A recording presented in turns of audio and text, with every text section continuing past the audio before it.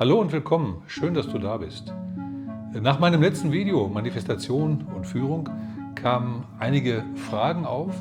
Einerseits ging es darum, wie kann ich denn besser erkennen, wie kann man besser erkennen, wann die Führung Ja und Nein sagt. Ich hatte ja so einige Punkte erwähnt, es gibt aber noch weitere. Und das Zweite ist, welche Führung gibt es denn eigentlich noch neben der spirituellen Führung, um die es ja in diesem Video in erster Linie ging? Und diese beiden Fragen möchte ich hier in diesem Video auch beantworten. Zuerst mal, welche Art von Führung gibt es? Da ist natürlich einmal die Selbstführung. Da glaube ich jetzt nicht unbedingt an externe Einflüsse, die mir jetzt dann irgendwo sagen, was ich tun und lassen will, sondern verlasse mich dann voll und ganz auf mich selber.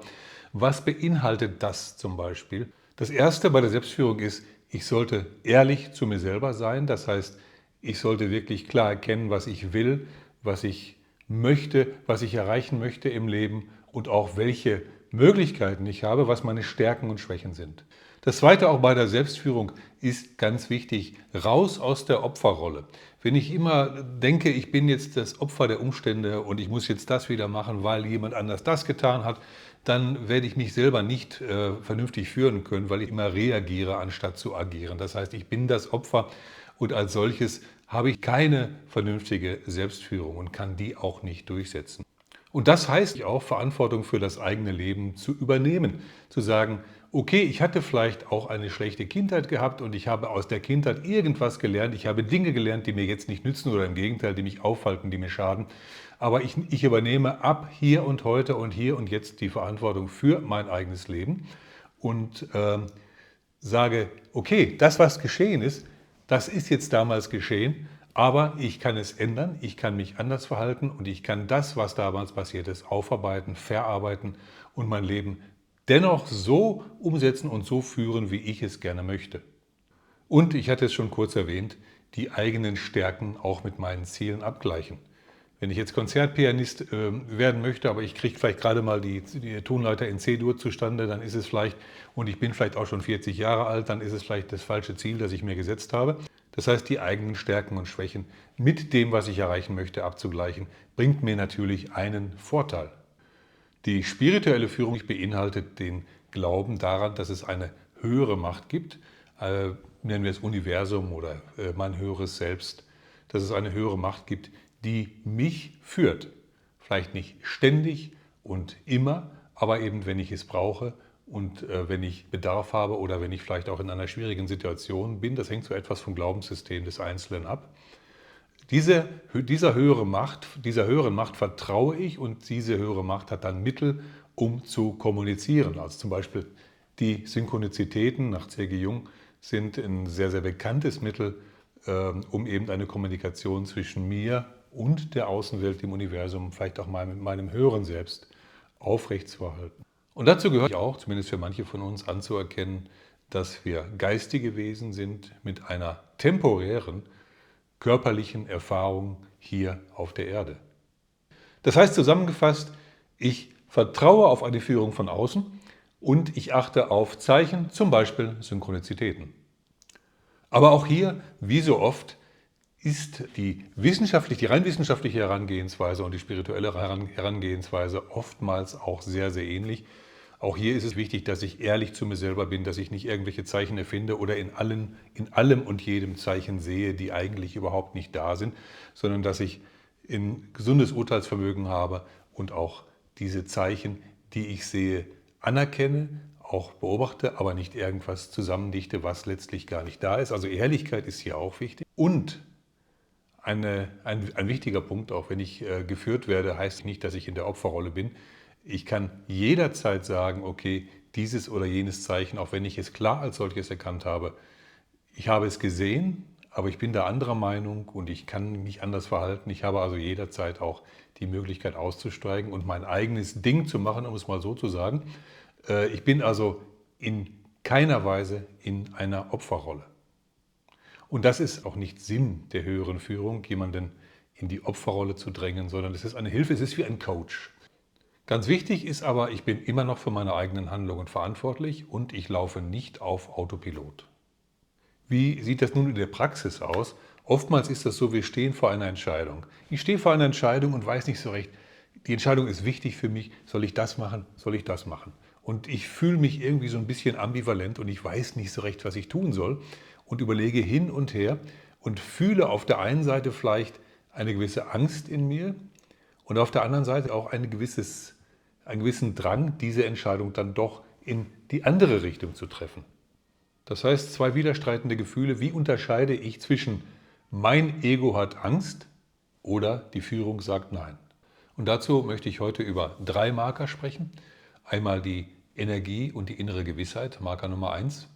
Das zweite hatte ich schon kurz angesprochen, der Unterschied zwischen Ego-Zweifeln und Führungszweifeln. Drittens möchte ich hier auch eine praktische Körperübung präsentieren, die mir persönlich schon oft geholfen hat und die ich auch gerne anwende bei solchen etwas kritischeren Entscheidungen. So, der erste Marker ist die Energie. Du brennst für etwas, du fühlst, das will ich, das zieht mich an, das ist toll, das möchte ich gerne tun. Du bist enthusiastisch und das ist immer ein gutes Zeichen. Im Gegensatz dazu, du fühlst dich ausgelaugt, du hast eine Schwere in dir, du fühlst dich ausgelaugt, sobald du nur an diese Entscheidung denkst. Letztlich würdest du dich zwingen müssen, du hast das Gefühl, du würdest dich zwingen müssen, wenn du in diese Richtung gehen würdest. Typisches Beispiel hier für 2 verschiedene Jobangebote. Das erste ist dann ein sicherer Job, zum Beispiel ein sicherer Arbeitgeber. Du weißt, dass du dort sicher aufgehoben bist, dass du ganz gut verdienst da und dass alles soweit in Ordnung wäre. Aber es fühlt sich schwer an, wie so eine bleierne Schwere und sobald du daran denkst, fühlst du dich nicht wirklich gut. Und der zweite Job ist vielleicht unsicherer, verdient oder würde auch nicht so viel Geld generieren in der ersten Zeit. Aber du hast ein besseres Gefühl dabei, du fühlst dich enthusiastisch und in dir sagt etwas, das würde ich gerne probieren, irgendwie ist das meins. Das ist oftmals schon ein Signal. Und natürlich geht es nicht nur darum, etwas zu tun, was vielleicht leicht oder schwer ist, denn oftmals sagt die Führung auch Ja zu etwas, was schwer für dich ist und was sich auch schwer anfühlt. Aber die Energie dahinter, die Energie, die dahinter steckt, fühlt sich dann doch wieder anders an, nämlich es ist keine bleierne Schwere, es ist eine große Aufgabe und das fühlst du auch, aber es ist nicht dieses Ausgelaugtsein, es ist einfach ein Gefühl der Richtigkeit. Das ist oftmals so bei Trennungen, bei großen Entscheidungen, die du treffen musst. Es ist also nicht Aufregung, sondern eher stille Kraft und Gewissheit. Marker Nummer 2 ist innere Gewissheit versus Zweifel. Und hier wird das etwas tricky, denn manchmal hast du Zweifel, weil dein Ego Nein sagt oder weil dein Ego Bedenken oder Angst hat. Und manchmal hast du auch Zweifel, weil die Führung Nein sagt zu etwas, was du gerne tun möchtest. Wie kannst du das unterscheiden? Meist ist es so, dass die Ego-Zweifel über dich selbst sprechen. Zum Beispiel, ich schaffe das nicht, ich kann das nicht, das habe ich noch nie gekonnt. Man hat mir gesagt, meine Eltern haben mir gesagt, das ist nichts für mich. Und diese Zweifel sind laut, manchmal etwas panisch, selbstbeschuldigend und lassen dich fühlen, dass du das Problem bist. Im Gegensatz dazu sprechen Führungszweifel über das Problem selbst. Zum Beispiel, das passt nicht, das ist nicht der richtige Weg für mich, das ist nicht, wo ich hin will. Diese Art von Zweifel sind in der Regel ruhig und klar, können sogar etwas traurig sein, aber sind nicht panisch. Eine Frage, die dabei helfen kann, ist, fühle ich mich jetzt klein, unwichtig? Das ist Ego. Fühle ich mich jetzt ruhig und klar, wenn auch vielleicht etwas traurig? Das ist Führung. Dazu kann sich die Angst vor Erfolg und die Angst vor Veränderung gesellen. Das ist in der Regel ein Kindheitsmuster, das du damals eben gelernt hast. Das ist aber, da geht es wieder um dich selber. Es geht nicht um die Sache, sondern es geht um dich selbst. Und das merkst du auch schon an dem, was du in dem Moment denkst. Zum Beispiel, was, wenn ich zu sichtbar werde? Vielleicht möchtest du einen YouTube-Kanal machen oder möchtest Reden halten vor größerem Publikum oder eben eine exponierte Position haben in einer Firma. Und dann kann die Angst natürlich schon hochkommen, was, wenn ich zu sichtbar werde? Kann ich das? Schaffe ich das überhaupt? Und das ist ganz klar Ego, das ist nicht die Führung. Die Führung würde eher signalisieren, und zwar sachbezogen, das ist nicht der Weg momentan oder das ist der Weg, geh dahin. So, kommen wir zur praktischen Übung, die du machen kannst, die ich auch eigentlich ganz gerne mache, wenn ich zwischen 2 Dingen zu wählen habe und ich nicht so recht weiß. wo es lang gehen soll oder was das Bessere ist. Das ist keine Meditation, du kannst dich darauf ein wenig vorbereiten auch. Das heißt, ich werde das nicht als Meditation präsentieren, aber es schadet sicherlich nicht, wenn du dich hinsetzt, ein paar Mal tief durchatmest und auch ja, länger ausatmest als einatmest und dann irgendwann die Augen schließt. Das muss aber nicht sein. Es reicht aus, wenn du dich einfach ruhig und entspannt hinsetzt. Wenn du entspannt bist, sind die Ergebnisse besser. Zum Ausprobieren such dir einfach eine aktuelle Entscheidung, die du treffen möchtest, für die du dich im Moment interessierst, zum Beispiel Job A oder Job B oder soll ich in eine andere Stadt ziehen, soll ich hier bleiben, sowas in der Art. Und denk diese Entscheidung nochmal kurz durch, bevor du das machst. Und danach setz dich hin, schließe die Augen oder lass sie auf, was dir angenehmer und lieber ist und wobei du dich besser fühlst. Zuallererst kannst du 3 Bereiche in deinem Körper, von denen du denkst, dass sie darauf reagieren werden. In der Regel ist das oftmals der Kieferbereich, das ist der Halsbereich und auch der Bauchbereich. Und diese 3 Bereiche im Ruhezustand checken. Das heißt, du machst zum Beispiel die Augen zu und schaust dir an, wie sich dein Kieferbereich anfühlt. Ist er verspannt, ist er entspannt? Und wenn er sich verspannt anfühlt, konzentriere dich darauf oder entspanne ihn. Genauso der Halsbereich, wie fühlt sich das an? Und auch der Bauchbereich. Das sind so 3 Bereiche, du kannst auch noch andere Bereiche dazu nehmen. Bei den meisten Menschen und auch bei mir haben sich diese 3 Bereiche bewährt. Bei mir selber war es oder ist es in den meisten Fällen der Hals, der da am empfindlichsten darauf reagiert. Das ist aber von Mensch zu Mensch auch verschieden.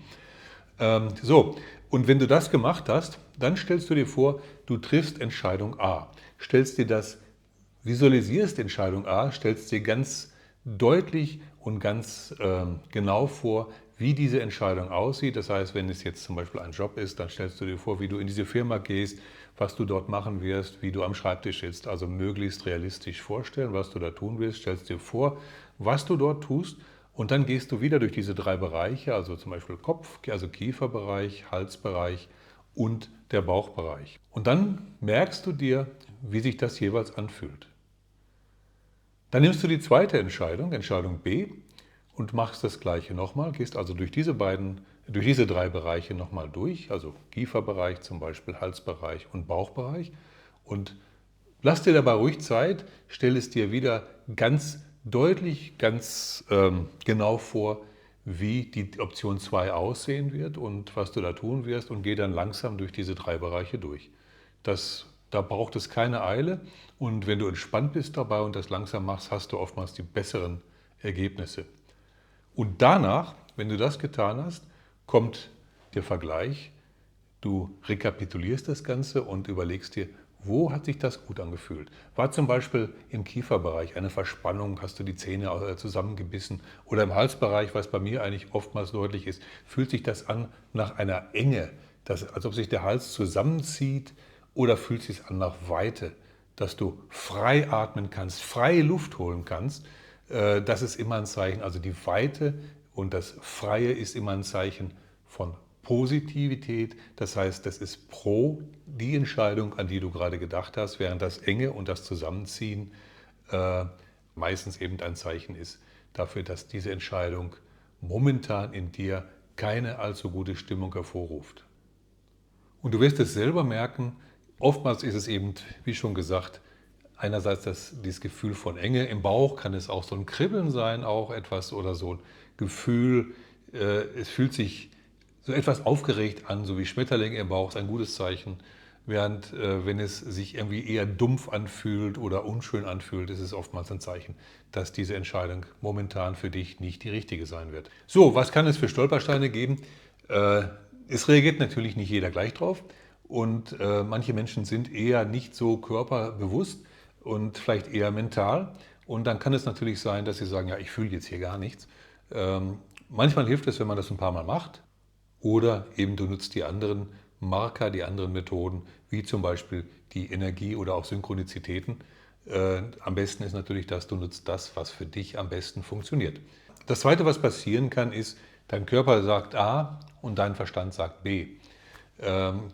Oftmals ist die richtige Entscheidung, dem Körper zu folgen. Der Körper ist oftmals intuitiver und der Verstand wird auch sehr vom Ego beeinflusst. Das heißt, es ist oftmals die richtige Alternative, dem Körper zu folgen.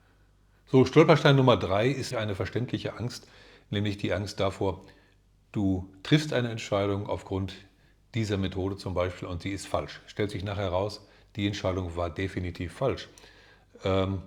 Das kann passieren. Es ist aber so, dass die Führung dich dann auch, wenn du jetzt diese Entscheidung eigentlich fälschlicherweise als falsch interpretiert hast, dich auch weiterhin auf deinem weiteren Lebensweg korrigieren wird. Das heißt, du wirst nicht sturheil irgendwo in diese Richtung gehen, die du jetzt als richtig angenommen hast.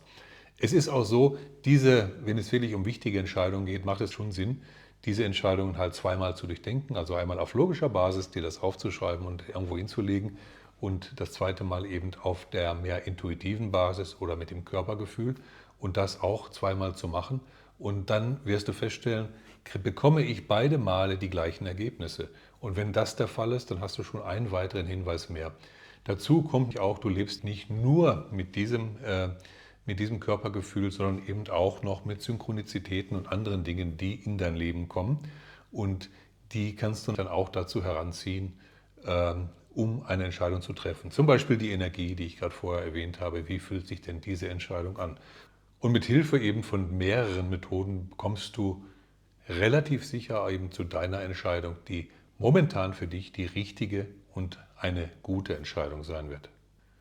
Kleiner Fun-Fact am Rande: Es ist auch mal wissenschaftlich untersucht worden und es ist festgestellt worden, dass das sogenannte Bauchgefühl oftmals bessere Entscheidungen trifft, als wenn ich rationalisiere. Das ist oftmals der Fall, nicht in jedem Fall, aber es sollte auf jeden Fall mal herangezogen werden, weil es oftmals einfach die besseren Entscheidungen trifft. Und letztlich ist es hier ähnlich wie bei den Synchronizitäten. Es geht darum zu lauschen, zu vertrauen und im Laufe der Zeit zu verstehen, was will mir das alles sagen. Und die Sprache des Körpers zu verstehen, ist immer ein positiver Skill, den man sich aneignen kann. In unserer heutigen Welt, in der westlichen Welt, ist diese Sprache etwas in Vergessenheit geraten. Es wird nicht mehr so häufig darauf geachtet, auf das Bauchgefühl oder auf das Gefühl im Körper an sich. Das ist schade, denn wenn ich schon verschiedene Möglichkeiten, Tools und Coaches für mich zur Verfügung habe, dann macht es natürlich Sinn, auch alles zu nutzen, was ich nutzen kann. Wenn du tiefer in Synchronizitäten und Führung und in ähnliche Themen eintauchen möchtest, schau dir meine anderen Videos an. Und was mich natürlich jetzt sehr, sehr interessieren würde, schreib in die Kommentare, ob du diese Körperübung mal ausprobiert hast und welche Erfolge und Erfahrungen du damit gemacht hast. Bis zum nächsten Video. Bis bald. Tschüss.